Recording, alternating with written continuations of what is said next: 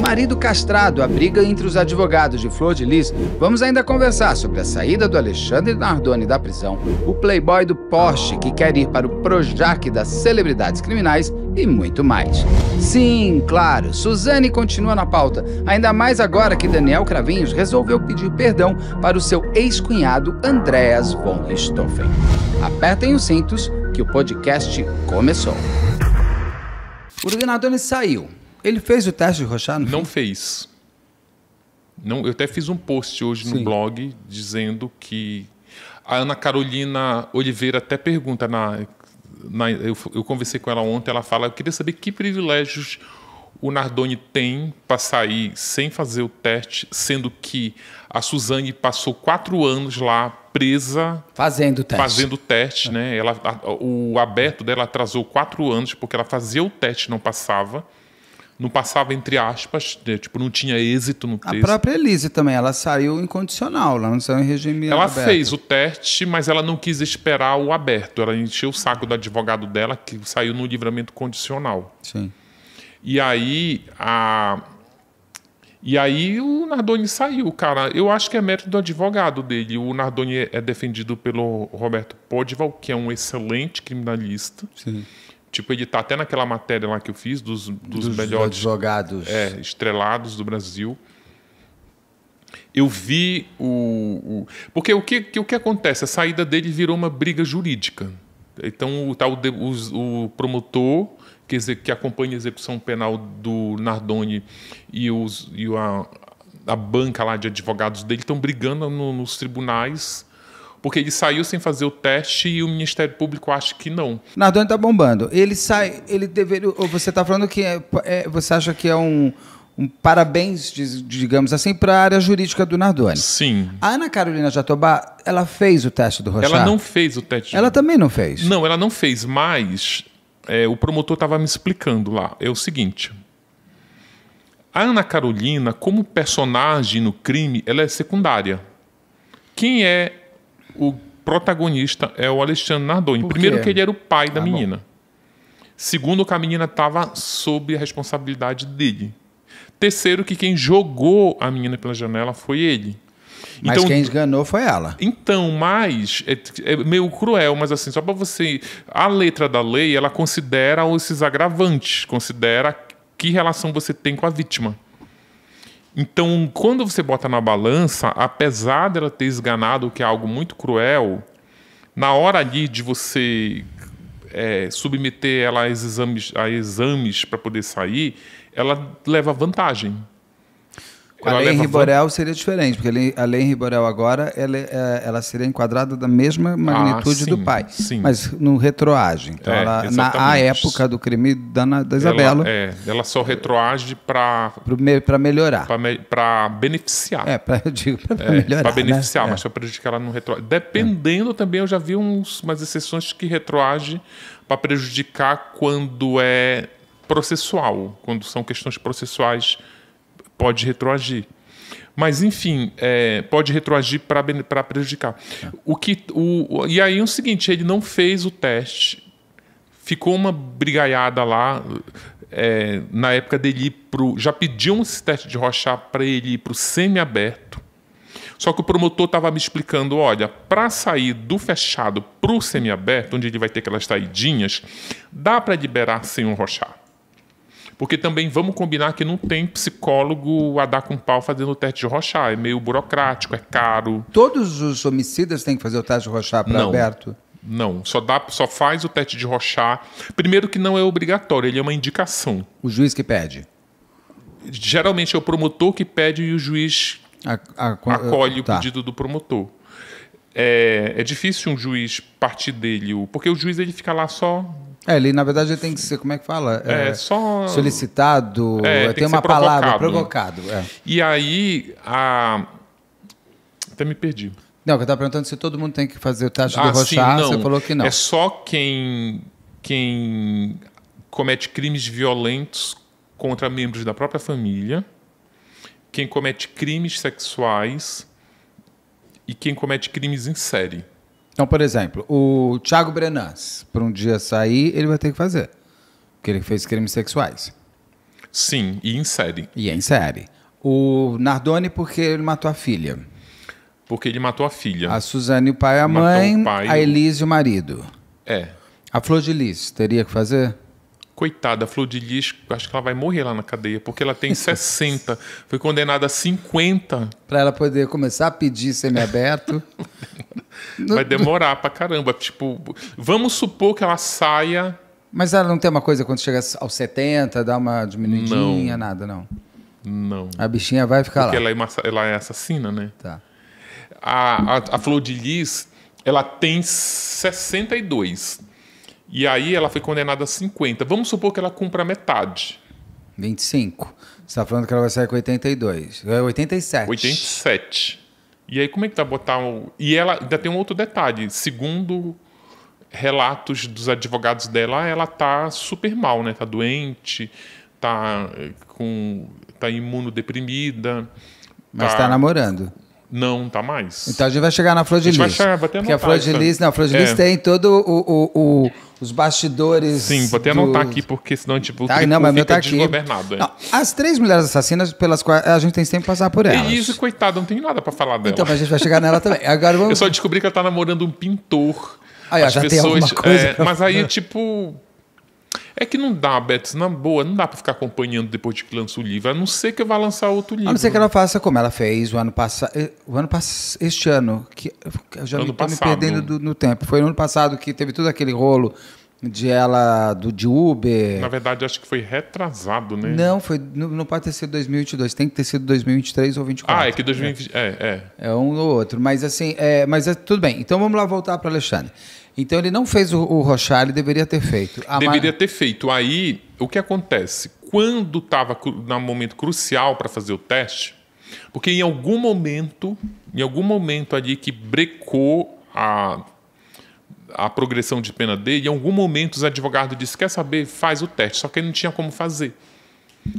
Não tinha como fazer porque estava na época da pandemia, não tem mais psicólogos para fazer e precisava nomear um psicólogo externo. E aí era o Instituto de Rochat, que também estava meio que sem pessoal. E aí o processo deu uma andadazinha sem a possibilidade dele fazer. Só que aí esses processos eles andam num fórum, mas também eles mudam de instância. Tipo, eles vêm parar nas câmaras criminais aqui em São Paulo.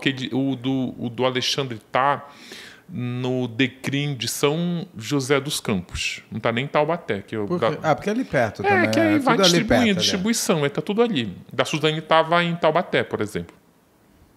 O do Alexandre, em algum momento, teve lá no... Porque Tremembé, a cadeia de Tremembé fica... Em Tremembé. É uma cidade, né? Mas pra mim aquilo é Taubaté, porque é muito perto. Não, é uma cidade que é colada em Taubaté. Pra mim é tudo perto. E aí depois tem a outra... o pessoal de Tremembé vai ficar bravo, mas é que pra mim acaba... Eu recebo tanta mensagem do povo de lá. Quando eu passo de carro ali, quando vem de Campos do Jordão, alguma coisa... É porque ele está recuado, ele não está na beira da estrada, você tem que entrar. Sim, e a sensação que você tem é que você tem tudo uma proximidade mesmo ali. Taubaté e São José está na beira da Dutra. Tá na margem da Dutra. Tremembé está mais... Tremembé, não me matem, trembénenses. Mas Tremembé é meio quintal de Taubaté, porque tu passa na frente de Taubaté e Tremembé está atrás, ele está mais ali pro Vale do Paraíba. Sim, os dois são Vale do Paraíba. Não quando falo Vale do Paraíba, mas já é limítrofe no Rio Paraíba. Entendi, tá. Que é onde, por exemplo, a penitenciária de Tremembé, ela tem uma área verde que ela acaba no rio. Tá. E aí, então, Então, quer dizer, o Alexandre, ele não fez o teste do Rochat porque o Estado não tinha condições de fazer. Em algum momento. Porque ele quis lá atrás fazer. Sim, em algum momento ele quis. Quer saber? Vou fazer. Vou fazer, mas aí daqui a pouco... fazer o teste do Rochat, não teria que assumir que matou a Isabela? Então, o maior problema é esse. Esse é o maior imbróglio que tem na execução penal do Alexandre, é a não confissão. Porque todas as vezes que os promotores argumentam, Porque, ó, vamos esquecer o Rochat. É complicado, mas a gente precisa explicar isso. Antes do Rochat, você tem que fazer o criminológico, que é esse que, na nova lei, o presidente, o Lula, disse que obrigou, nesse remendo que fizeram na lei de execução penal, disseram todo mundo que cometeu crime hediondo vai fazer o teste criminológico. No teste criminológico, ele precisa basicamente ser aferido se o detento está arrependido do crime que ele cometeu. Quem faz esse teste é um psicólogo. É um psicólogo, um assistente social, é uma banca ali. Um psicólogo, um assistente social, um psiquiatra, o diretor da cadeia, uma banca de pessoas que estão no dia a dia e pessoas também que fazem visita, tipo psicólogo e psiquiatra. E aí eles colocam, olha, ele não assume o que ele fez, se ele não assume, não está arrependido. Então fica essa não resposta. Se um dos critérios é precisa estar arrependido, mas como ele vai se arrepender de algo que ele diz que não cometeu? E ele não fez esse teste, esse exame criminológico? Fez, e sai essa fez, ele fala rubrica. Que ele não se arrepende. Quando vem no quesito assim, o periciado está arrependido do que ele fez, aí eles escrevem que não foi possível aferir porque ele não assume.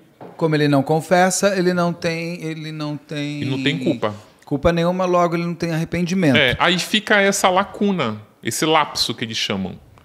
E aí eles ficam, cara, eu conversei com uma advogada que ela faz muita execução penal em outras penitenciárias.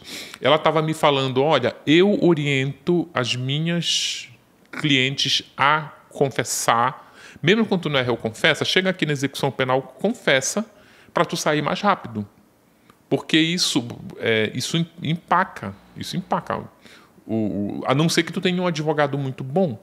Porque tu olha lá os argumentos da equipe do Podbon, são argumentos... Quais são? Quando você viu... Ele argumenta que... Eu vi. Ele argumenta que ele não cometeu crime, que ele é... Um inocente preso? Não, ele fala que ele é... Como é que a pessoa aceita a penitência? Fala que ele encarou a sentença dele e cumpre com dignidade. Tipo, ele me falou, os advogados dele me falaram que até hoje ele luta para provar a inocência dele. Inclusive, ele contratou recentemente peritos internacionais que vão... Mas aí fica naquela questão, muda né? O quê? Uma coisa de... Eu acho, isso já é puro achismo meu, eu já até te falei isso para você, eu acho que a questão do Alexandre Nardoni e da Ana Carolina Jatobá não é mais a sentença, ou o que eu fiz, o que eu deixei de fazer, o quanto eu paguei de pena. Hoje eles têm uma demanda familiar. Eles precisam ficar nesse personagem de inocente por causa dos outros dois filhos. Por conta dos outros dois filhos. Aliás, vi umas fotos dos filhos deles tão bonitos, hein? Dos dois, né? Dos dois, tão bonitos os meninos. Mas dizem que eu já vi umas fotos do Alexandre, parece que o Alexandre... A Ana Carolina Oliveira diz que o Alexandre nunca foi bonito, né? Eu acho o Alexandre muito feio, mas assim... Mas eu vi umas fotos dele, tipo, com 17, 18 anos, ele não era feio, não. Acho que ele se ficou, sei lá. Então os filhos dele... A Ana Carolina é muito bonita, pode ter puxado a mãe. A Jatobá? Sim. Nossa, meu cabelo tá péssimo. Ou Jatobá, ou alguém da outra família também. Mas eles estão bem bonitos, os meninos. E aí é por isso que eles ficam insistindo nisso, né? Porque eles não querem assumir, ou não podem assumir, não desejam assumir, porque aí tu fica com essa dívida com teus filhos, né? Como é que tu vou explicar para meus filhos que eu matei a irmã deles? Que, né, o pai, e também não é aquela coisa, eles acreditam já na inocência deles? Eles acreditam que eles nada fizeram? E que aquela história... Olha, aí eu já duvidaria disso, porque eu acho que se eles fossem inocentes ou acreditassem na inocência, eles teriam outro comportamento. Eles teriam feito, por exemplo, a reconstituição lá, a reprodução simulada. Não, eu falo o comportamento na penitenciária mesmo. Eu te apresento, se você quiser, eu te apresento uns 2 ou 3 ex-detentos que cumpriram pena indevidamente, e aí tu vai ver como é. Tu começa a conversar com a pessoa, daqui a pouco tu nem entende o que a pessoa está falando, de tanto que ela chora. Eu fui abordado por um detento numa das saidinhas, esse ano já, eu não lembro o nome dele, gente. Eu ia até fazer um post com ele no blog, mas acabou não rolando. Eu fiz ele é um ex-policial rodoviário federal, que aí ele foi acusado de ter matado um cara. Na verdade, ele conta que mataram o cara com a arma dele, mas teve ali todo um rolo de que ele emprestou, que já é errado você emprestar uma arma, né? Mas, enfim, acabaram matando alguém e a culpa caiu nele. Ele está preso lá. A primeira vez que esse homem me abordou na saída, ele veio com essa história e falei, é mais um que se mais diz... um inocente. Aí na segunda saidinha, 4 meses depois, de novo ele lá, comemos chororô. E eu já não estava dando, porque são muitos que vêm, meu processo está parado, eu sou inocente. E ali em Tremembé é difícil tu ter um inocente, porque ali, ele está lá no caso porque ele é policial, né? Que também os policiais vão para lá. Mas aí na última saidinha, que eu acho que fica a última que eu encontrei ele, que eu acho que foi na do início desse ano, não, foi no final do ano passado, na de Natal. Aí eu falei, não, agora eu vou ver esse cara direito. Vou atrás do processo dele, agora eu quero investigar a vida dele. E aí eu fiquei conversando com ele. Fiquei lá conversando com ele, aí eu falei, eu vou deixar esse cara falar bastante. Vou deixar ele falar, que aí, na própria narrativa dele, é porque, cara, quando eles são inocentes e estão lá pagando, eles falam pra caramba, sabe? Eles não falam só de como eu não deveria estar aqui. Eles falam do que eles perderam, falam da falta que eles sentem da família, fala de como seria a vida deles se eles não tivessem sido presos. O cara já estava numa saidinha e já estava preso há 6 anos, e ficou 6 anos fechado. Nossa, e aí esse cara começou a falar. Quando ele foi falar ele falou da ex-mulher, que a ex-mulher parou de visitar ele, e a ex-mulher se casou com um amigo dele. E aí levou a filha dele. E essa mulher, por questão de ciúme, segundo ele, conseguiu uma medida restritiva. Esse cara, quando chegou nessa camada familiar, ele se danou a chorar, chorou, sentou assim na soleira na calçada. Aí eu falo assim, isso é um comportamento que indica que essa pessoa ela está realmente cumprindo uma pena indevidamente. Pelo menos isso indica que o Alexandre Nardoni e a Ana Carolina Jatobá nunca tiveram nem um comportamento próximo disso. E mesmo a própria Ana Carolina Oliveira, ela me contou que nunca, em tempo algum, o Alexandre Nardoni se comportou como se fosse um pai que perdeu a filha de maneira trágica, assassinada por outra pessoa. Você assistiu o caso Assunta? Não vi, gente. Na Netflix? Tá todo mundo comentando, vai entrar um comentário meu sábado. Vai igual o Bebê Rena, que eu vou assistir um no Largo Mais. Vai. Ele é curto, são 5 minutos. São 5 minutos, é ótimo, né? Se fosse 5 minutos, são 5 minutos episódios. Eu vejo agora, né? São 5 no Fast. O caso Assunta é um caso que me lembrou muito o caso Nardoni. Porque, e tem elementos disso que você está falando. Não vou fazer tudo, porque tem um comentário que vai entrar sábado, mas é um casal espanhol que adota uma menina chinesa. A mulher, e ela foi feito inclusive um laudo pela polícia lá, espanhola, que retrata ela como uma narcisista. E não é difícil perceber que ela é, porque ela adota uma menina chinesa para aparecer, vamos dizer assim, mas ela gosta da menina. O fato de ela ser narcisista não impede de ela ser uma mãe que gosta da filha. E os dois, e a menina aparece morta, com os punhos amarrados e tudo mais, e tem uma série de coisas que vão acontecendo. É documental ou é ficcional? Tem um documentário que eu não consegui assistir porque a dona Netflix fez o desfavor de tirar do ar, porque não era dela, era de alguma licença. E acabou o contrato, né? E acabou, eles não colocaram, mas eles fizeram essa ficção baseada na realidade. E não consigo assistir no Brasil de jeito nenhum documentário, que me falaram muito bem. Mas você vê na mãe muito a sensação que você tem, não sei se a atriz é excelente ao chegar a esse ponto, é que você fala, ela tem o choro daquela pessoa que não pode nem ficar em luto pela morte da filha, tem que lutar pela sua inocência, tanto que ela se mata na cadeia. A realidade é essa que vai acontecer. Dando todos os spoilers, mas é um caso real, gente. Faz parte do que é. Mas até chegar nisso tem história. O pai já é mais secão. E o pai é o que mais tem provas que ele não tem envolvimento com a morte da filha, mas ele se nega a largar a esposa.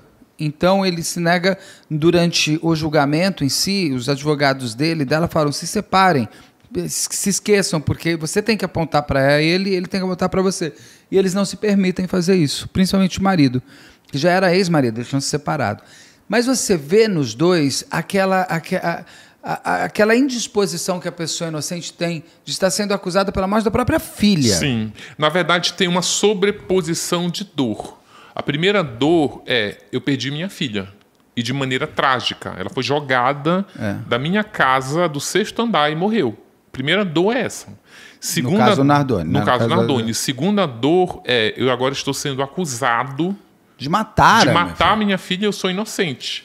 Ou seja, aí já me disseram isso, inclusive psicólogos disseram, mas nem todo mundo expressa sua dor chorando. Eu falei, olha, tudo bem, mas a gente espera pelo menos enxergar uma lágrima escorrendo. Naquela entrevista que ele dá no Fantástico... Aquilo é horrível. Aquilo, se fosse o pai se fosse o Leniel, ele ia ali desabar em choro. Tudo bem, cada um em cada uma, mas, gente, uma lágrimazinha, não dá para escorrer? É uma questão ali, você tá... Porque no caso daquela entrevista dos dois no Fantástico, não tem a indignação. Como você pode me apontar como assassino da minha filha e parar de procurar o assassino dela, que é o que tem o pai do menino Pedrinho? Porque quando o Pedrinho some lá atrás, no final da década de 80, do Hospital de Brasília, os pais são olhados pela polícia como eles sendo os autores de um sumiço do filho. E eles ficam muito irritados, principalmente pelo fato de você não estar procurando.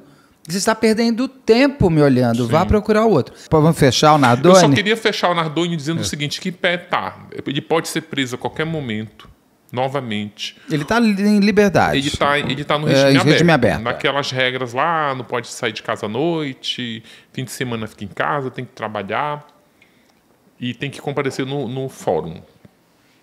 Só que aí o Ministério Público entrou com recurso para obrigar ele a fazer o teste de Rorschach. Volta para a cadeia, para o semiaberto, para fazer o teste de Rorschach, enquanto não fizer esse teste, ou um exame psiquiátrico mais minucioso. Só que aí esse recurso demora a ser julgado, porque na Justiça aqui de São Paulo sabe como é.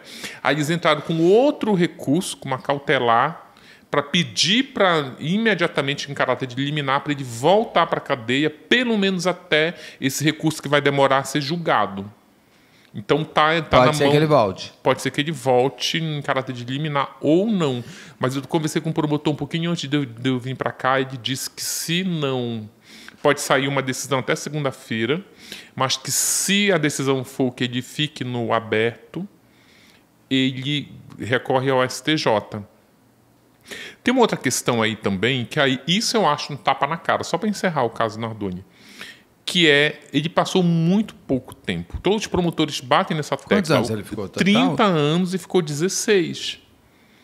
Então, assim, é muito pouquinho tempo para a gravidade do crime que ele cometeu, Inclusive socialmente, né? Aos olhos da sociedade como um todo. Sim. Né?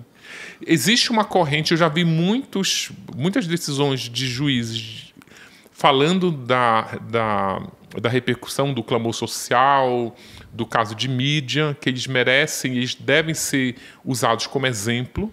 É porque a sociedade inteira cobra isso, né? Ah, mas a lei é para todos igual. Sim, a lei é para...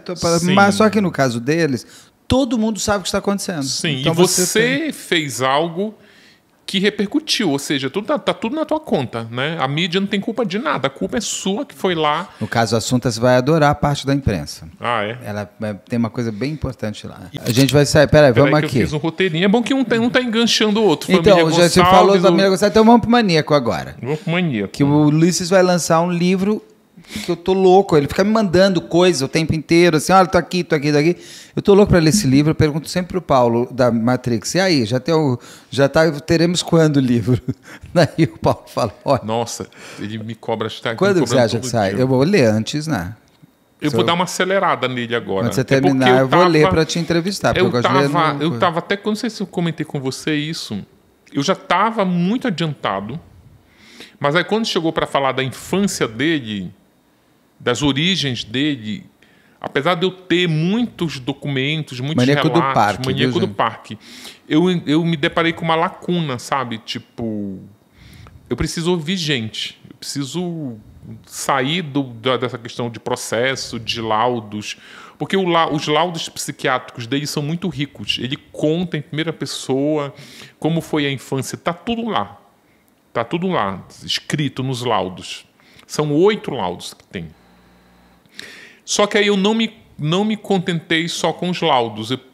Parecia que eu me sentia uma necessidade de dar vida àquilo, sabe? Eu quero que alguém me conte isso, eu quero ouvir o relato da mãe, dos irmãos. E a família dele você está conversando com todos? Conversei, fui lá, passei 10 dias lá. Eu sei da resposta, mas eu tenho que fazer a pergunta. Exatamente, conversei com eles e tal, e tem uma coisa também que é muito louca, que eu descobri nessa visita lá, com essa imersão na família dele, que existe uma rede de fantasia.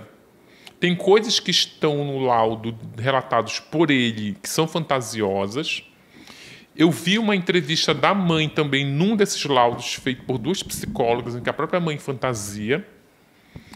E eu fui lá conversar com um tio que ele tem, que me parece a pessoa mais lúcida de todo mundo, que me ajudou muito a ir ponderando as coisas. Não, isso aqui não faz sentido. Ó. Isso aqui, essa pessoa já tinha até morrido. Como é que ele conviveu com essa pessoa se essa pessoa morreu antes dele ter nascido? Então tem muita... eu descobri que o Maníaco do Parque ele é um mitônomo. Assim, ele conta mentiras em laudos e ele... 6 meses depois, até 1 ano depois, ele volta a ser entrevistado por psiquiatras forenses e ele repete a mentira com a mesma riqueza de detalhe. Ou seja, é uma mentira que ele sabe que tem que mentir sempre. Não que a cada laudo ele mente uma coisa diferente. Sim, sim. Ele é inteligente na mentira. Ele não é aquele mentiroso que entra em contradição. Não.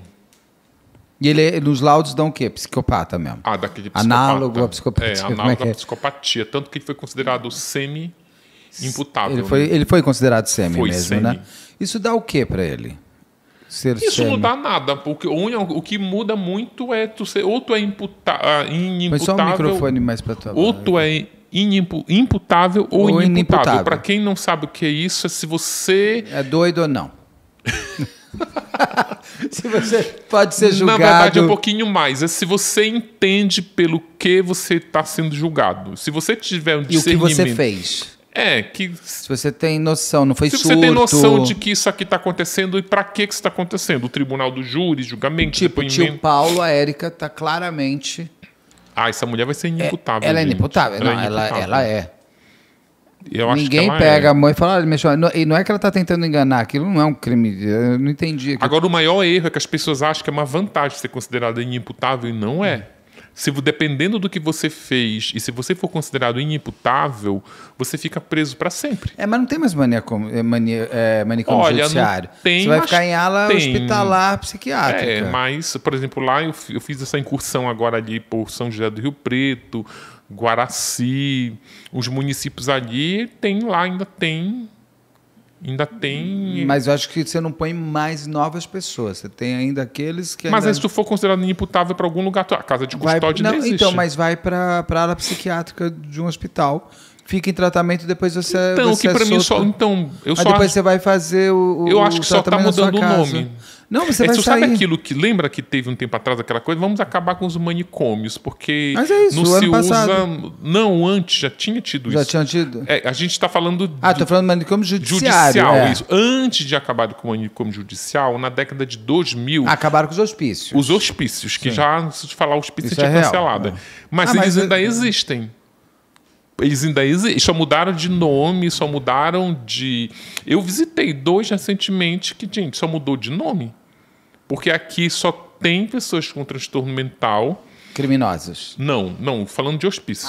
Não, agora você tem clínicas psiquiátricas, tem só nome, mudou de tem nome, bonitinho. Mudou de nome. E tem agora umas plantinhas. É igual como estão mudando de nome agora asilo, não pode mais falar asilo, é casa de repouso.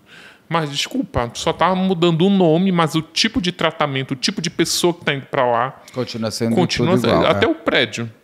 Vamos lá, Maneco. Ele ficou em Taubaté, e aí o que aconteceu? Teve uma rebelião. Teve uma rebelião. Eu lembro que falaram que ele tinha sido líder da rebelião, é verdade? Não. Eu vou te dizer o que o que a mídia deu na época, mas eu não vou te dizer o que ele vai trazer. Lógico. Senão você não, eu não vou deixar. O lance é o seguinte... Paulo da Matrix pode ter certeza que eu não deixo ele fazer. Teve uma rebelião que foi uma rebelião articulada pelo Marcola e outros líderes do PCC. Porque eles tinham uma pauta. O PCC, na época, ele fazia muita rebelião para fazer exigências. Tipo, olha, eu quero que tu transfira fulano daqui para lá, tá atrapalhando nossos negócios. Eu quero que fulano saia do Mato Grosso, venha para o Paraná. Enfim, eles faziam essa rebelião com esse tipo de exigência. Se uma rebelião ela tem essa função de cumprir esses desejos de negócio do PCC, ela tem que sair no script. Só que aí, na rebelião, o Pedrinho Matador, antes da rebelião, na verdade, o maníaco do parque passou perto, o maníaco do parque trabalhava na faxina. E aí ele estava faxinando perto da cela do Pedrinho Matador. Isso é um promotor que me conta.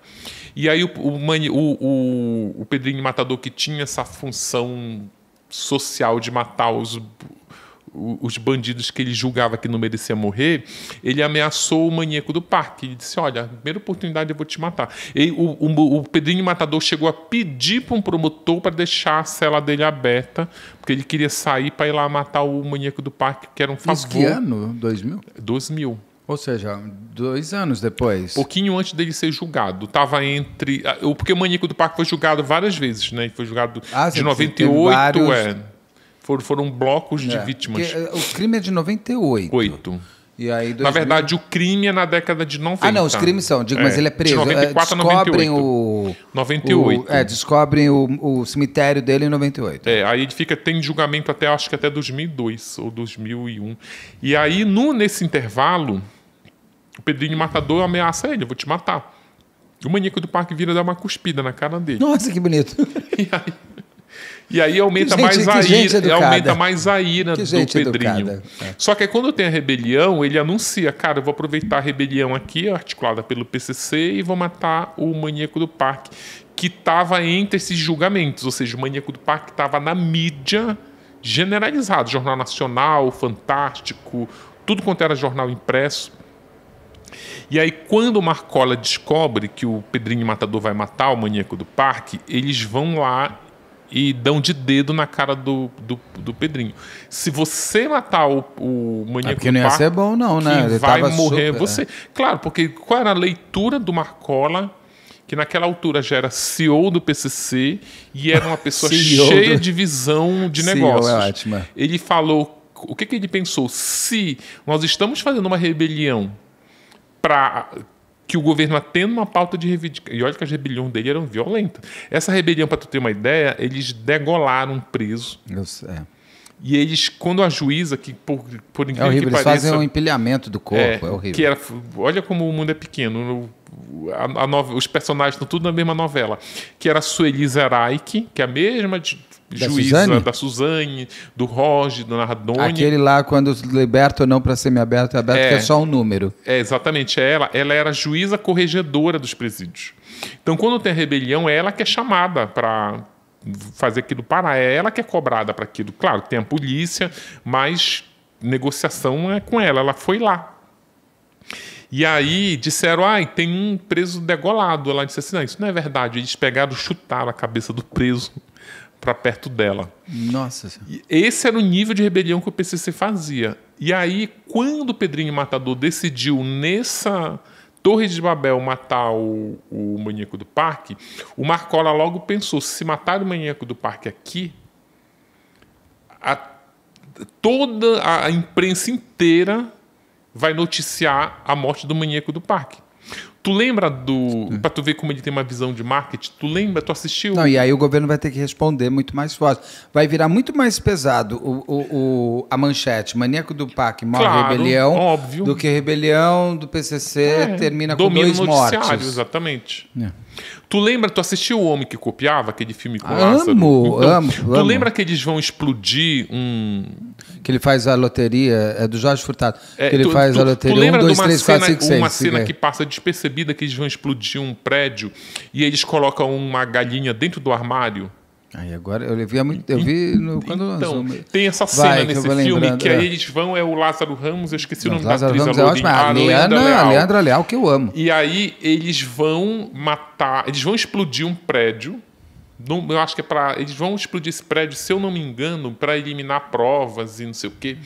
E aí eles entram no prédio e eles colocam uma galinha dentro do armário e trancam a galinha lá dentro e colocam as bombas. E aí a gente fica, para que diabo eles colocaram essa galinha? E que maldade colocaram a galinha aí, não sei o quê, não sei o quê. Aí o prédio explode com essa galinha lá dentro. Quando os bombeiros entram lá, que eles abrem o armário, a galinha está viva. E aí qual é a manchete? No outro dia, em todos os jornais, galinha sobrevive ao e tá lá a foto da galinha, não sei o quê. Então é mais ou menos esse tipo de... É um marketing sensacional. É um filme muito bom. É muito bom. É esse tipo de marketing que o Marcola estava evitando. Se matar o maníaco do parque, ele vira essa galinha. No outro dia, todas as manchetes vão dizer matar o maníaco. E o governo vai ter que responder mais rápido. Não consegue ter tudo. E aí é isso. Aí estou voltando para o maníaco do parque. Aí fui lá. Ele cuspiu na cara dele, ele ficou salvo durante a rebelião. E agora você foi para São José dos Campos, é isso? São José do Rio Preto? Não, onde eu estava, São José do Rio Preto. O maníaco está preso na penitenciária de Aras. Tá. E aí você foi lá, o que você botou uns vídeos dele do matador? Sim, que aí ele conta, isso pelo menos se confirmou, ele conta que quando ele era criança, ele trabalhou nos matadouros, ele era levado pelo irmão. Ele conta umas histórias que eu acho muito fantasiosas, mas eu já vi que eram tudo verdade. Por exemplo, que ele fala que ele ia para esse matadouro. Lá tem muito matadouro, muito, é impressionante, assim, tem muita tradição de curtume. E aí ele ia para esse matadouro e ele via... Primeiro ele ia levado por outros colegas de escola, que eles acabavam a aula, em vez de ir para casa, eles iam passear pelos matadouros. E aí ele ficava vendo os bois sendo abatidos, que na época eles eram abatidos com uma retada na cabeça. Hoje não, hoje eles estão mortos com uma... Um choque, não é isso? Não, com uma pistola de pressão. Até para não deixar a carne dura, né? Sim, para não deixar a carne dura e para não cortar o couro também. Que deveria... É isso, Aroí? Ah, o matador ali, ó. Esse é o matador onde ele trabalhou, é isso? Isso, é onde ele trabalhou. Ele está abandonado. Está abandonado. Foi desativado porque está numa área de proteção. Mas ele chegou a trabalhar aí ou ele na década via... de 70. Então ele primeiro via os bois, eles iam matar a aula para ver bois. Na verdade sendo morto. era assim. Ele ia com outros colegas de escola.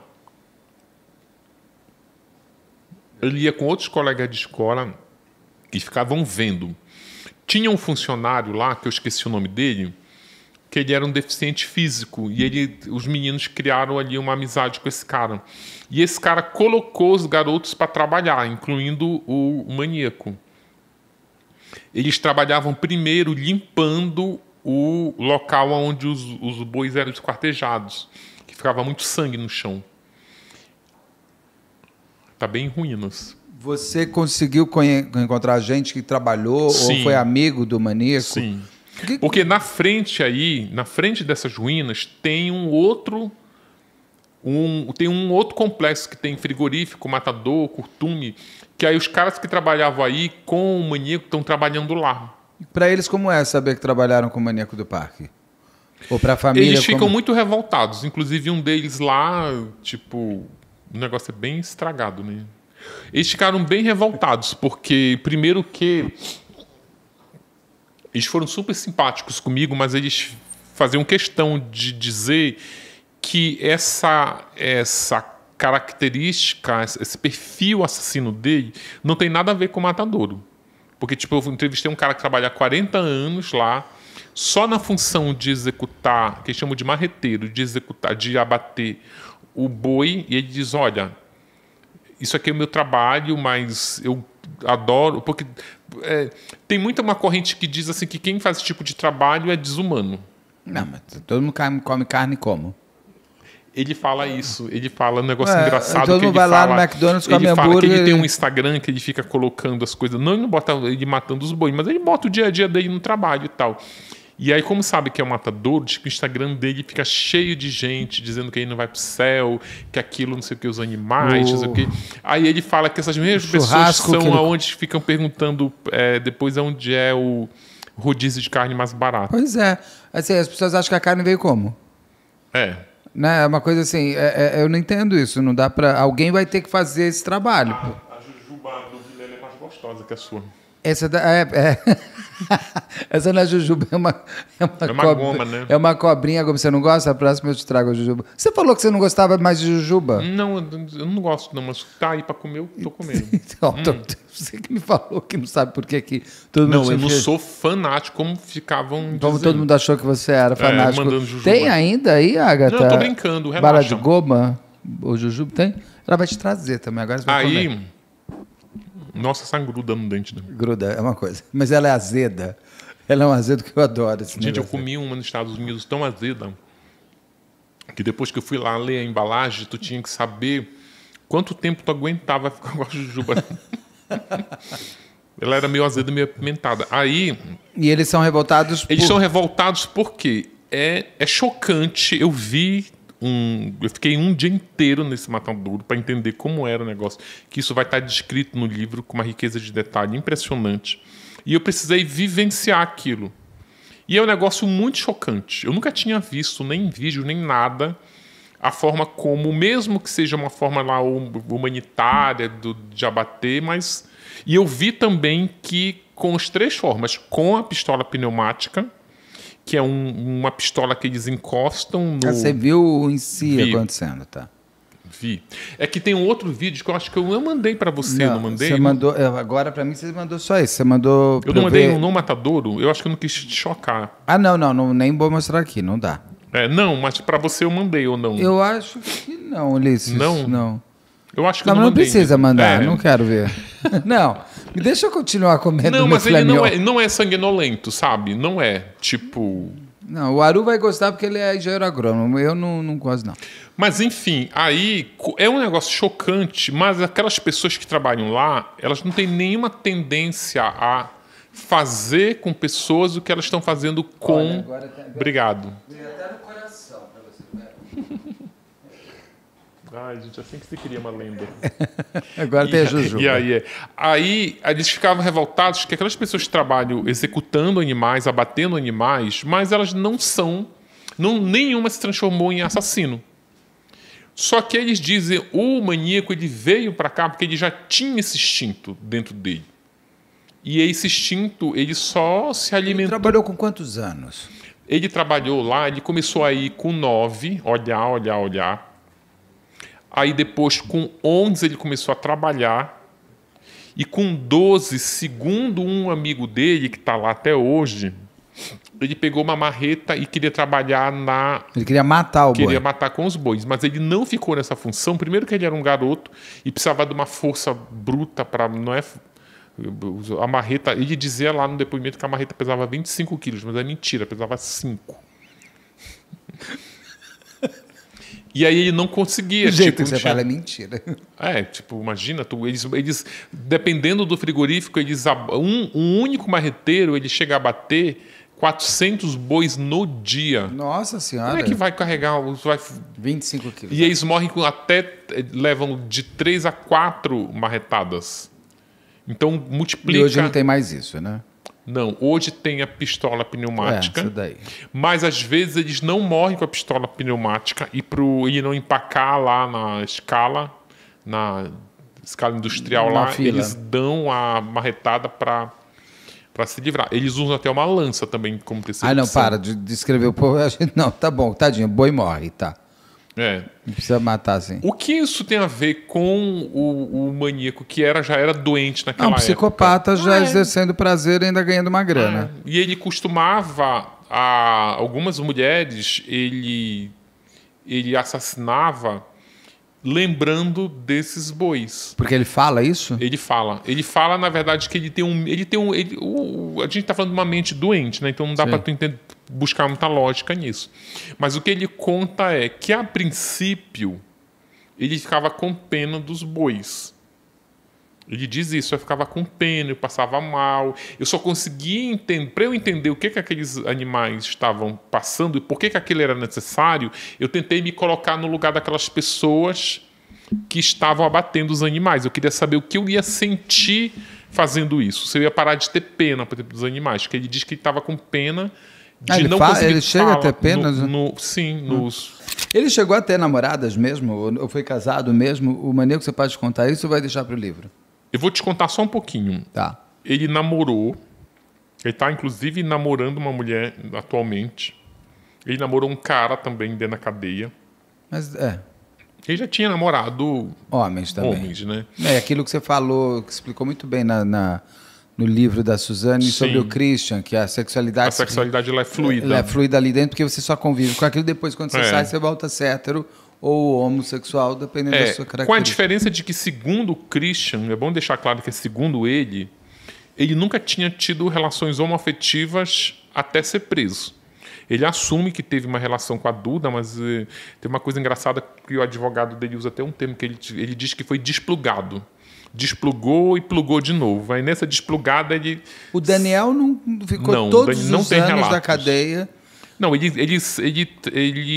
o Christian, ele fluiu a sexualidade dele mesmo, de fato, porque ele estava recebendo visita íntima da esposa. E, paralelamente, ele estava namorando a Duda, mas ele dizia que eram dois mundos separados. Eu até entendo. O Daniel não encontrou... O Daniel não. O Daniel, ele passava o rodo nas... Funcionárias? Não, nas parentes de visitante. Nossa Senhora. E namorava, arrumava a namorada, né? E aí Agora, cara, eu até entendo, juro, eu entendo o Christian, o Daniel arrumarem namoradas. Mas o Maníaco não entra na minha cabeça, cara. Como um cara que matava namoradas, matava mulheres consegue... É porque tem aquela duas ex-namoradas que ele teve dentro da cadeia... Ele conhecia como? Cartas.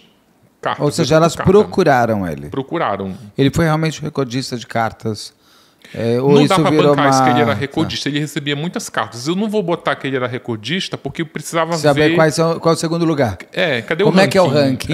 Cadê o ranking? Quem está contabilizando isso? Cai para vir dizer que ele é recordista para criar um perfil ali de garanhão. Aí não, ele ainda recebe cartas? Recebe. Inclusive minhas.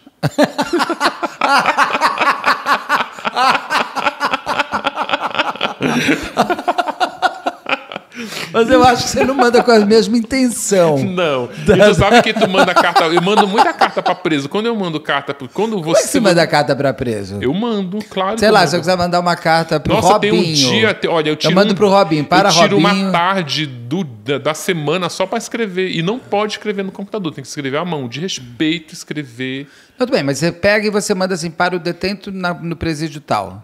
Eu não chamo de detento, eu boto o nome da pessoa. Não, eles moram lá, eles moram lá. Eu digo assim, eu não sei o nome, eu vou pegar, se a Suzane estivesse ainda na cadeia, o Christian que está na cadeia, ele está na cadeia ainda, né? O Christian Cravinhos. Eu mandei uma carta para 3 presos que conviveram com o Maníaco em algum lugar da vida, ou da presídio de Iaras, ou de Taubaté, da Casa de Custódia. Tem mais 2. Eu vou mandando, porque eu vou identificando. Mandei, por exemplo, para esse que está envolvido foi condenado na família Gonçalves. Eu mando dizendo que eu estou fazendo um livro, você pode... Aí a gente fica conversando com cartas. Só que aí quando eu mando... Você tem que mandar o selo para ele? Tenho que mandar o selo para eles responderem. E às vezes eu boto... também? Envelope, papel? Mando tudo. Já mando o papel... O kit todo. Eu mando, na verdade, é um envelope, tipo aquele de Sedex. Eu mando a carta dentro, que geralmente são 4, 5 folhas, escrita à mão. Mando papel em branco para eles responder. Selos. Eu mando o selo não só para ele... Eu mando sempre a mais. Eu já boto lá, olha, eu estou mandando a mais, que se você quiser responder, você responde, mas eu estou mandando a mais para você mandar cartas, para às vezes eles querem mandar.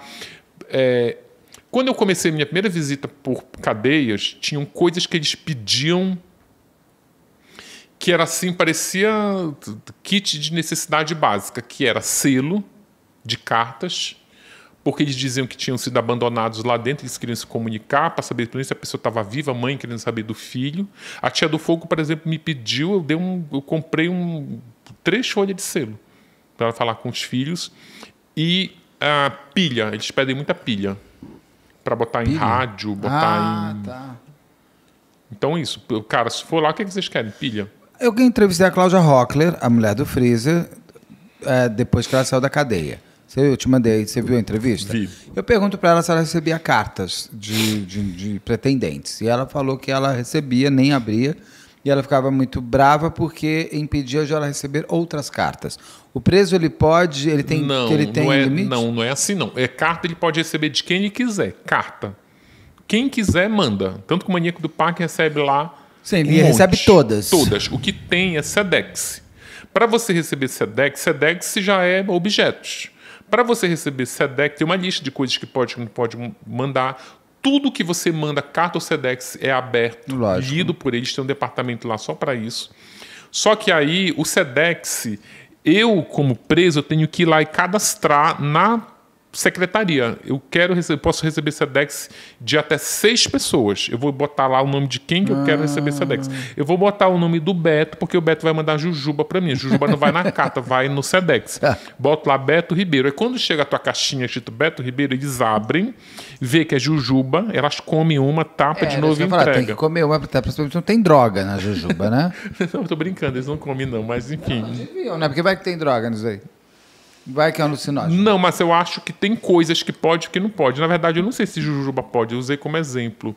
Mas eles não mandam... eles mandam muito livro... Mais objetos, né? Bom, o livro também tem droga que você passa no papel, né? Eles chafurdam tudo. Tu sabe que uma vez eu entrei numa penitenciária no Pinheirão. Eu entrei... Eu nunca tinha visto isso, eu só vi lá. Tu já lembra daquele acrílico que tem, aquela caixa de acrílico que tem em aeroportos, que quando tu tá com alguma coisa que não pode embarcar, tu tem que jogar lá? Que aí tu vê de um tudo lá, tu vê de um tudo, né? Tu vê vidro de perfume, tá, entendi. alicate, é a mesma coisa tu vê tudo, cara, é uma caixa, tem de tudo. Eu já vi isso no Pinheirão, eles colocam tudo lá. A pessoa que entra com o que não pode entrar. Eu só não sei qual o destino que dá para isso. Mas eu já vi vidro de shampoo que tinha nesse do Pinheirão. Tinha livro, que eu não sei também, dependendo do livro. Que é Coca, que você acabou. Acho que eu quero. Eu acho que tem um critério muito pessoal também. Você pede, são 2, para mim e para ele. Obrigado. Ou então ele recebia cartas, ele chegou a namorar e está namorando agora. Ele chegou a casar mesmo? Você pode falar ou você vai deixar para o livro? O Paulo mandou uma mensagem. Ninguém me dá atenção. Ninguém me manda primeiro... Tá aqui, obrigado. Tá aqui. Você... ele casou mesmo no fim? Pode falar? Não, casar ele não casou. Ele nunca casou com ninguém. O que eu posso te contar é o seguinte. Tem uma mulher que ela namorava ele, mas... ela queria ter visita íntima. E para você ter visita íntima, você tem que declarar a relação, você tem que oficializar. Na cadeia, se você tiver com... Você não é um casamento que você não tem um cartório se casar. Você pode declarar uma união com a pessoa. Eu declaro aqui dentro, aí é permitido.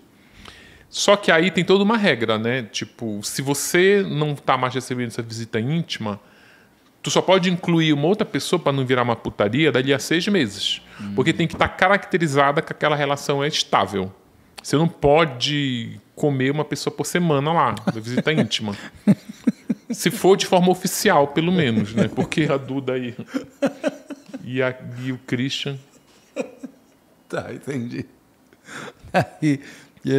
Uma mulher, que ela é personagem do livro... Ela quis ter essa visita íntima e já estava namorando com ele.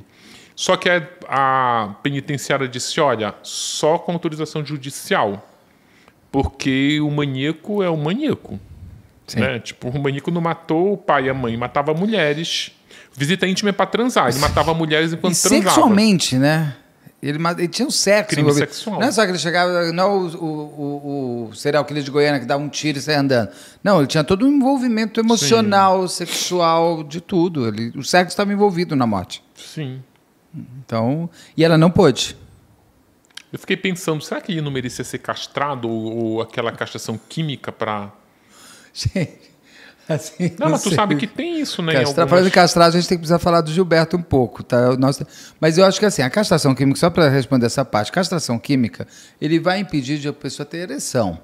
Não vai tirar dele a libido, não vai tirar dele a maldade, não vai tirar dele o desejo. Mas eu acho que já tira muita coisa. Mas tira a ereção. Mas, por exemplo, pedófilos da vida... Não, mas, por exemplo, quando eu falo da castração...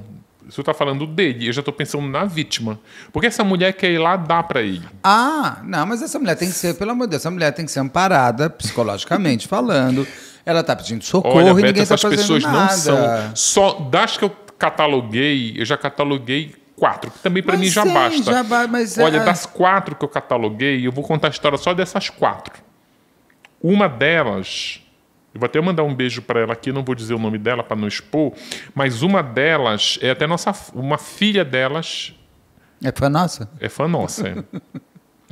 E aí, um beijo para essa filha. Então. É a única que a mãe tinha problemas mentais. A mãe foi definhando com transtorno mental e morreu disso. Nossa, já, tá. Ou seja, aí eu entendo ela. Eu entendo. Ela não é sã, vamos dizer As assim. outras são todas sãs. Essa, por exemplo, foi pedir...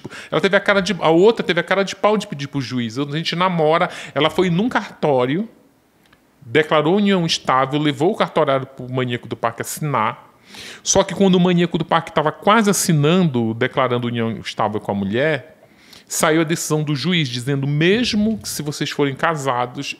ela não vai... Claro, aí o Estado tem que preservar... Se você não está se autopreservando... Dentro da cadeia... No escândalo. Maníaco do parque faz sua 59ª vítima dentro do presídio. Mas isso porque já era num outro presídio. Neste presídio, ele está recebendo visita. Que eu falei da despedidas, que você fez o post. Assim, saiu Alexandre Nardoni, de Tremembé, chegou o menino lá, como é que é o nome dele? Do Porsche? O Fernando do Porsche. Sastre. Esse não chegou em Tremembé, não, né? Ele tá em Tremembé. Não, ele está em Guarulhos. Não, eu já vi Só aqui. Se foi hoje. Saiu hoje, aqui eu li agora há pouco que ele foi para chegou em Tremembé. Ele foi, vamos ver se foi. Eu vi no meu Instagram. Sabe eu sei que os advogados querem, mas eu acho um absurdo um advogado pedir fazer uma exigência, só se entrega se for para Tremembé. Eu pensei comigo, por que o Brenano está lá? Ah, mas o Robinho foi para Tremembé. Então, mas o Robinho é uma celebridade, né? Ah, mas ele virou também, né? Não, mas a pessoa já era celebridade. O motorista do Porsche deve ser transferido de presídio ser, de Tremembé. Foi para o YouTube, não quero. Não, mas eu li aqui, ó. Alega risco, integridade física, autoria... Aqui, ó. STJ alega risco à integridade física e autoriza que motorista de Porsche vá para Tremembé.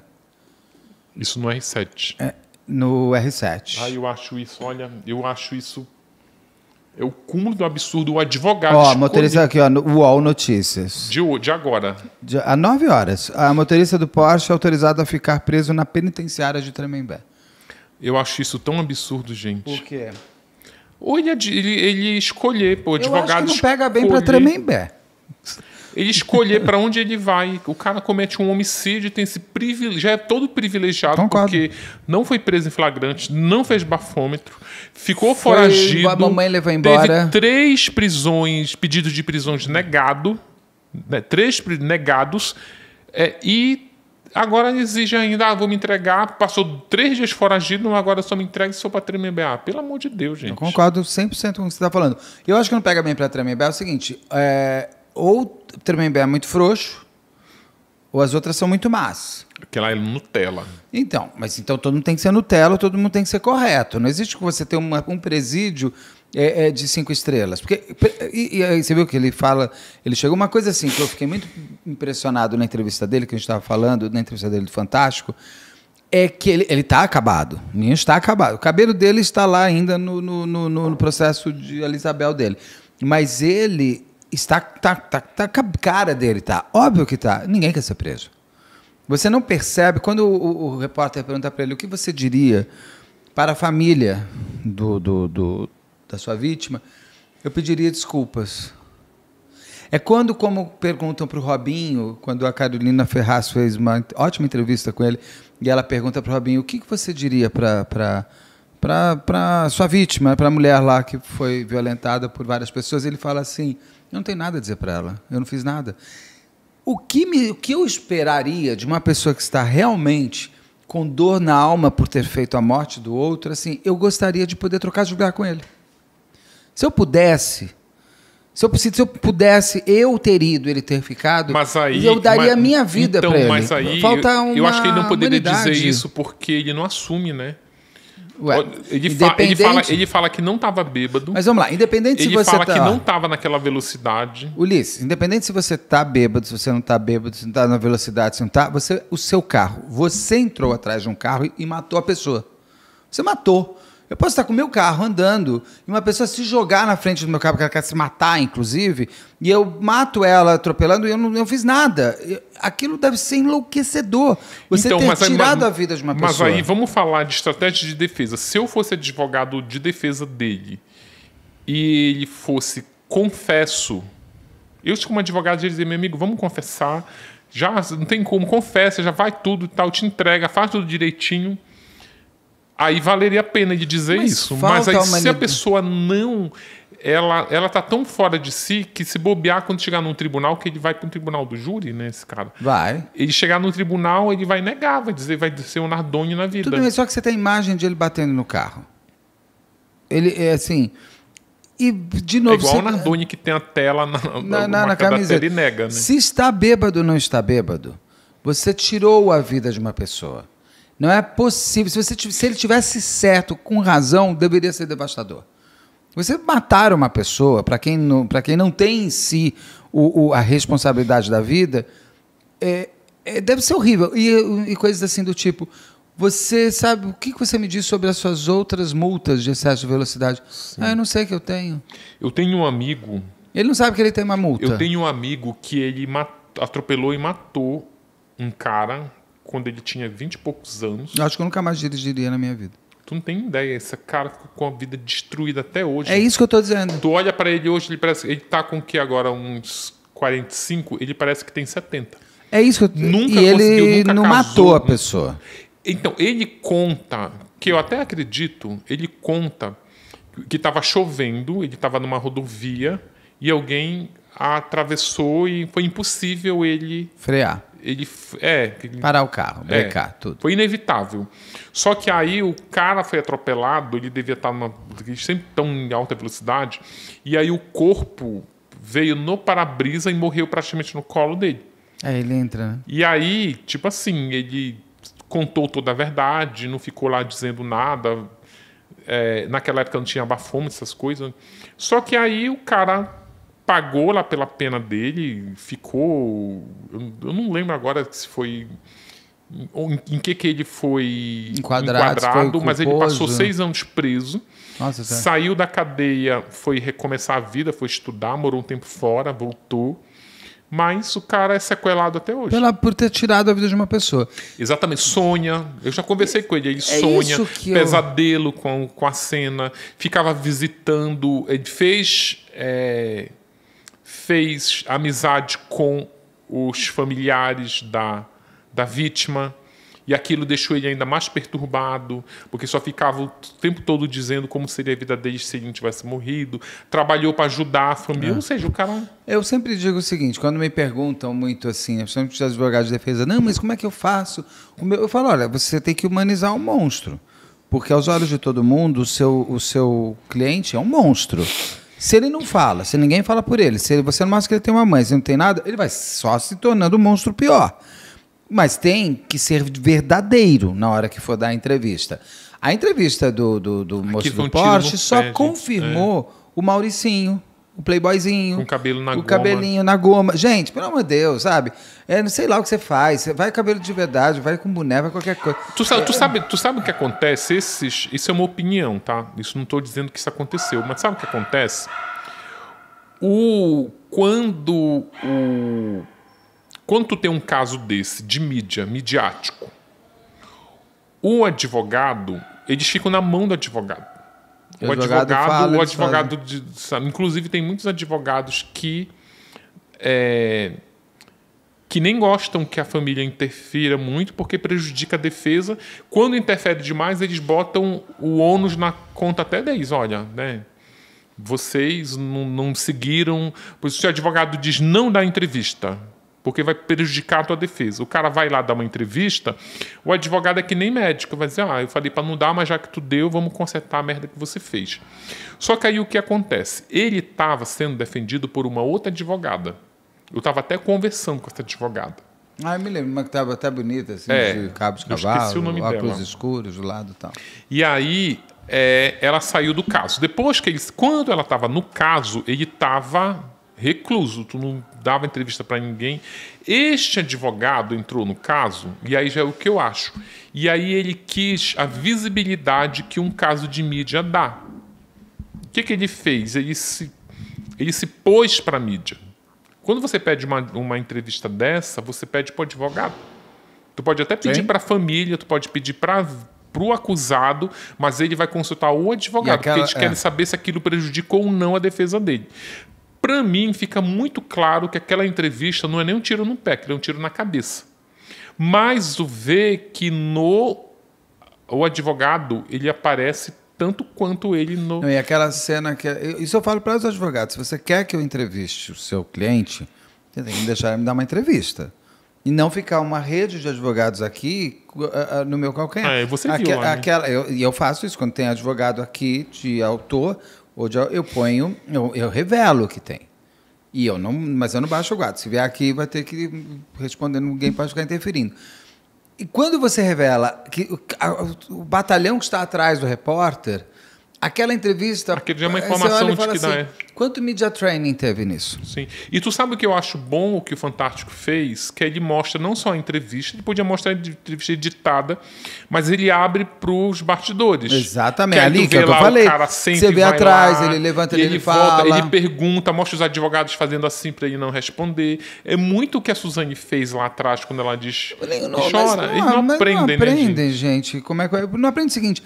Mas o advogado, aí é opinião minha, o advogado joga ele para os lobos, joga na cova dos leões, para faturar a visibilidade que ele teve, que eles têm.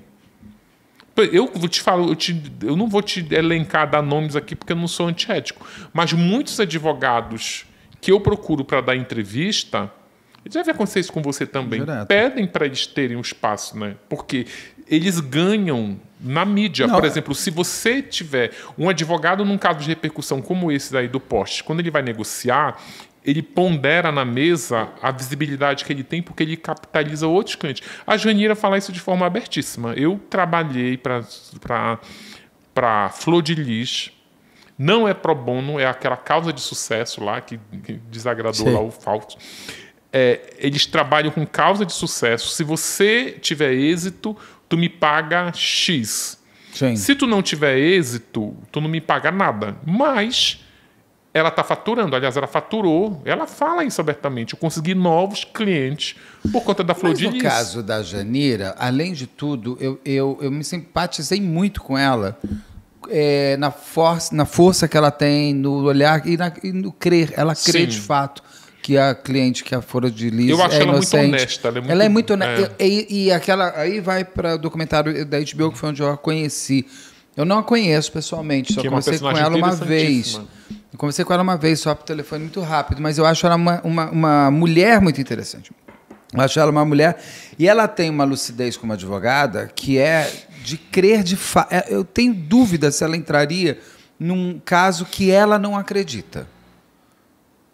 A sensação que ela me traz é essa. Eu não estou dizendo que é real ou não, ou se ela vai ou não. Não, mas eu acho que no caso criminal não tem essa coisa de tu acreditar ou não, porque o primeiro que o cliente tem que ser honesto com o advogado. Sim, mas ela pode até negar, por exemplo. Se ela nega, não fui eu, ela vai trabalhar como se foi inocente. Mas aí se foi você... Ela vai tentar a melhor pena. Não, por exemplo, existe 3 possibilidades. existe uma possibilidade. Tu é meu advogado, olha, eu matei e eu quero confessar. Então isso é uma possibilidade. Já é uma relação de confiança, já vai que tu confessou, já conta tudo com uma riqueza de detalhe, não esconde nada, que isso te ajuda. Inclusive, tu é beneficiado com a confissão, porque tu participa da reconstituição, sim, não obstrui processo, não obstrui investigação, ótimo. Segunda opção, eu vou negar. Eu não fiz, tipo a Flor de Lis. A Janira acredita piamente que a Flor de Lis não tem envolvimento, ela acredita.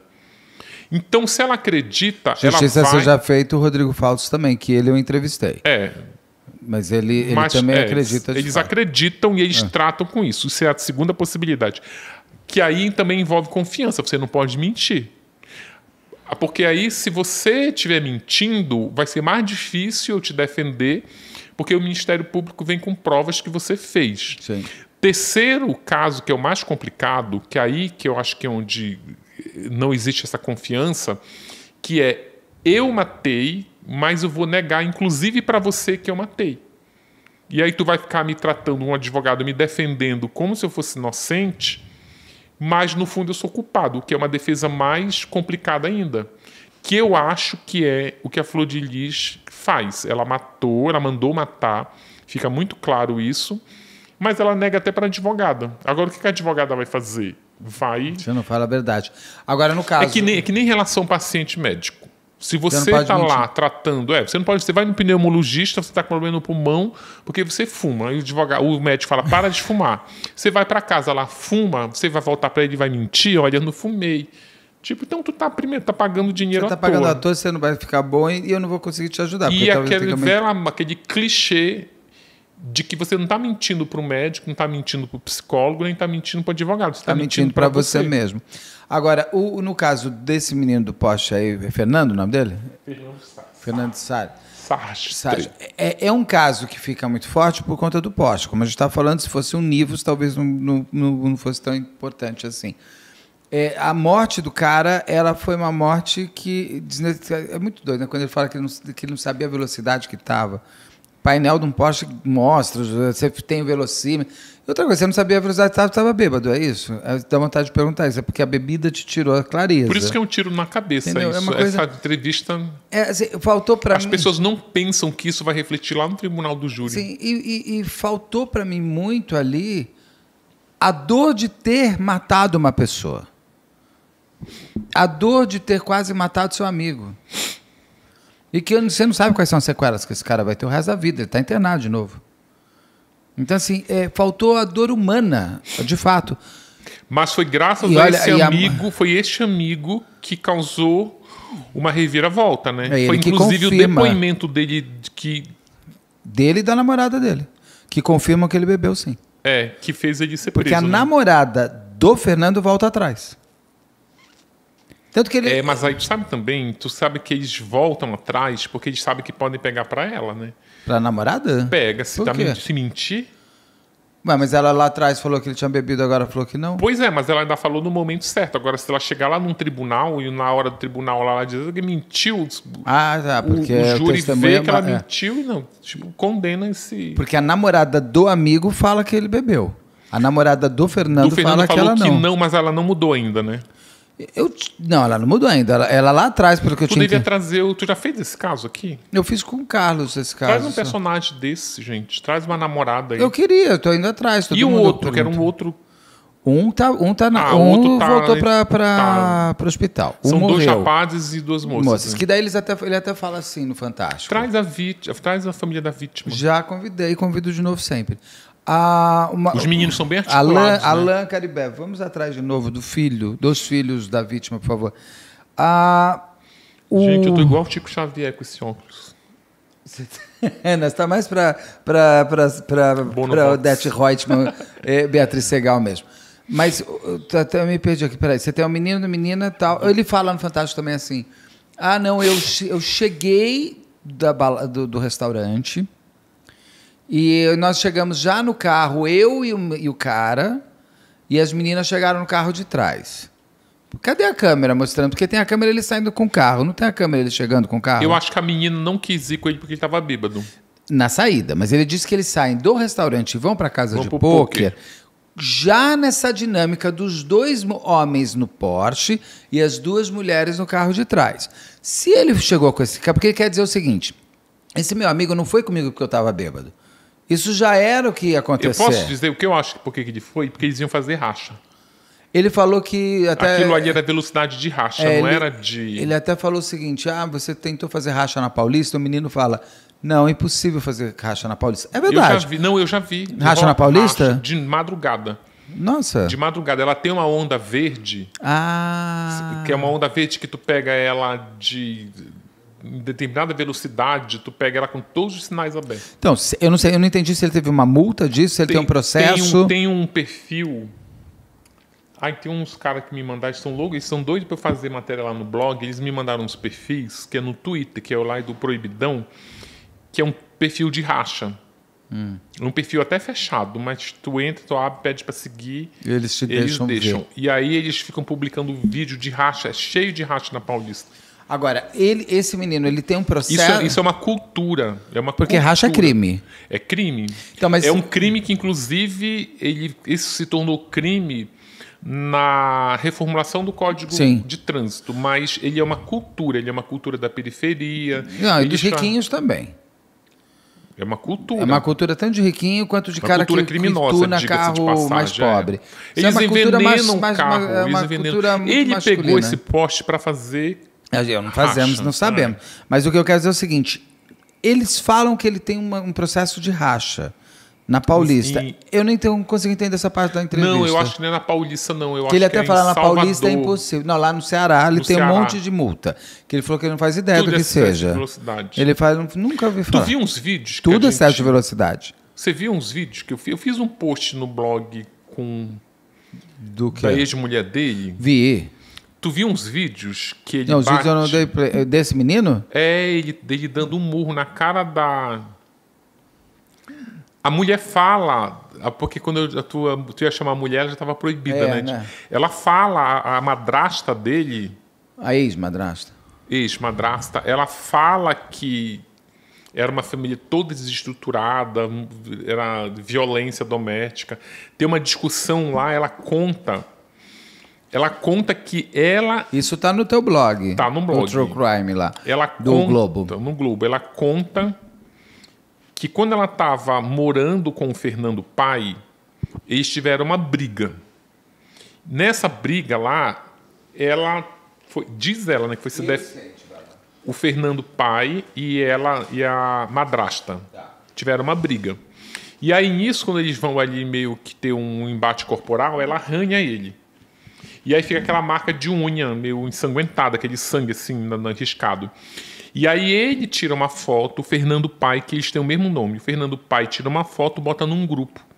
E o Fernando Filho, que é o motorista da Porsche, vê essa foto, ele tá lá embaixo, ele sobe pro apartamento e avança na mulher. Tem esse vídeo tá no Crimes do Brasil. Eu vou ou no blog? Tá nos dois.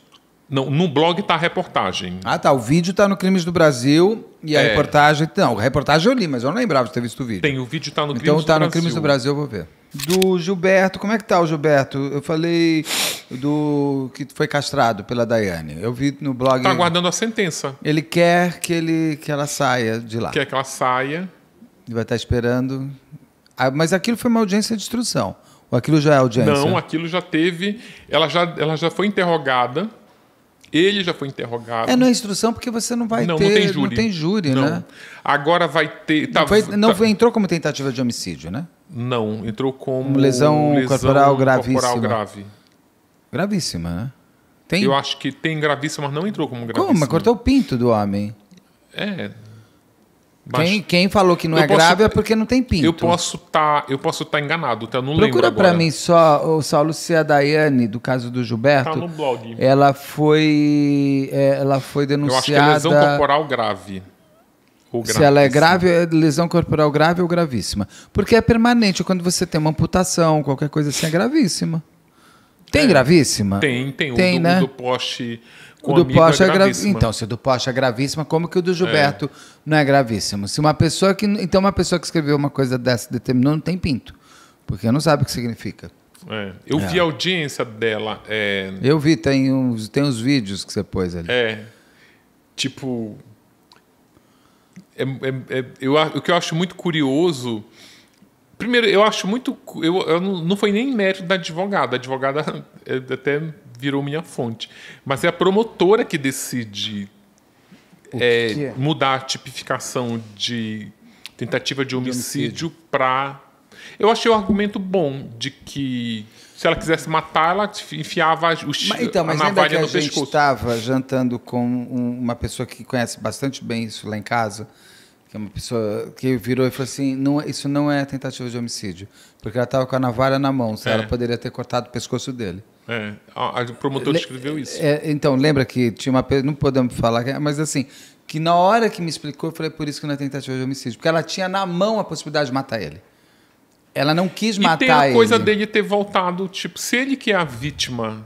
Tem uma coisa incrível que ele queria depor com testemunha de defesa.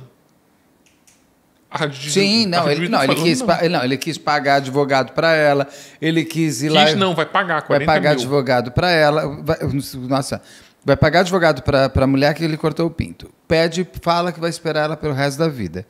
Ele se culpa por ela ter feito aquilo com ele. Porque ele estava transando com a sobrinha de 15 anos. Quando eu fiz a entrevista com ele, dava para ver que ele estava bem abalado ainda inicialmente. Grave mesmo. São até 10 anos, né? O pinto não é tão importante assim. O pinto não é uma coisa importante. Tem uma coisa que é muito surreal, é que ela joga no vaso... Não corte a perna da pessoa, mas corte o pinto.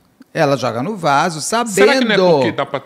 sabendo que se ela ele pegasse, dava para reimplantar. Deu a descarga. Eu perguntei para a advogada dela que ela assistiu ao canal, porque eu tenho um comentário. Se ela soubesse que eles iam voltar, acho que ela teria colocado no isopor de gelo, né? Não sei, vai que a prótese é melhor.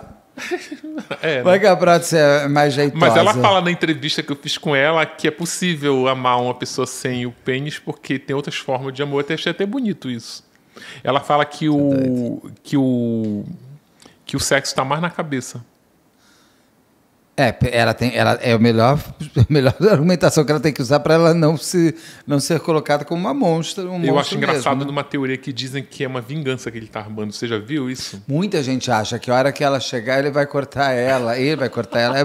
Só o tempo vai dizer. Ela deve ser presa. Agora ele diz que vai esperar ela até o fim da vida. Mas o que tu acha que ele também não está nas suas faculdades? Eu acho que ali os dois precisam de terapia. De terapia, né? Muito séria. E não de casal, tem que fazer separado. Não, separado e uma intervenção urgente de pessoas. Porque ali, quando ele veio aqui, que ele fala de perdão, isso, aquilo, eu até entendo, porque era tudo muito recente e você tem o luto na própria existência dele, que são aquelas fases da negação, ele estava naquela fase que é, como é que fala, que é de quando você fala com a vida assim, então eu perdi isso e você me dá aquilo, barganha. Ele estava numa fase de barganha, que era uma fase de, olha, eu perdoo ela porque assim eu consigo viver a vida, eu preciso me desculpar. Fazia 15, 10 dias, era muito recente, tudo era muito Beto, novo. Eu vou te falar uma coisa, sobre aquela entrevista, o maior mérito que tem naquilo é seu mérito de ter convencido aquele homem de sair lá de Atibaia com aquela sonda e sentar aqui e dar aquela entrevista, porque... Isso aí, aquilo ali... Não, ele que quis vir. Então... Nossa, ele que quis vir ainda. Porque aquilo, cara... Na verdade, eu fui convidado a entrevistar ele. A maior... Então, para tu ver como aquela entrevista ela é tão inadequada para aquele momento. Sim. Que hoje nada completamente diferente. Se não tivesse aquela entrevista, você não ia ter Não, deixa eu te falar. Se você não tivesse feito aquela entrevista, nós não íamos... A gente não ia ter descoberto essa virada. Ele já ia surgir como um arrependido. Inclusive, eu não sei se tu lembra, mas eu não sei como começou essa discussão de perdão. Tanto que quando eu vim aqui comentar essa entrevista a primeira vez, eu falei que as pessoas tinham entendido errado o perdão dele. Não, o perdão dele é que ele perdoava assim, eu sou cristão, então eu perdoo ela, mas eu quero que a justiça faça a justiça. Essa era a frase. Eu quero perdão para me sentir bem, porque eu sou religioso. Mas no G1, ele tinha dito que ele tinha perdoado, que ele tinha perdoado. Acho que o G1 não entrou nesse mérito de que tipo de perdão era. Mas aí, quando eu fiz a entrevista com ele veio me dizer que as pessoas tinham entendido errado, que ela não tinha perdoado coisa nenhuma. Tanto que quando eu fui fazer a outra entrevista já com as cartas, respondendo as cartas, ele começou a dizer assim, não, tu tá equivocado. Eu sempre perdoei ela. Tanto que eu tive que...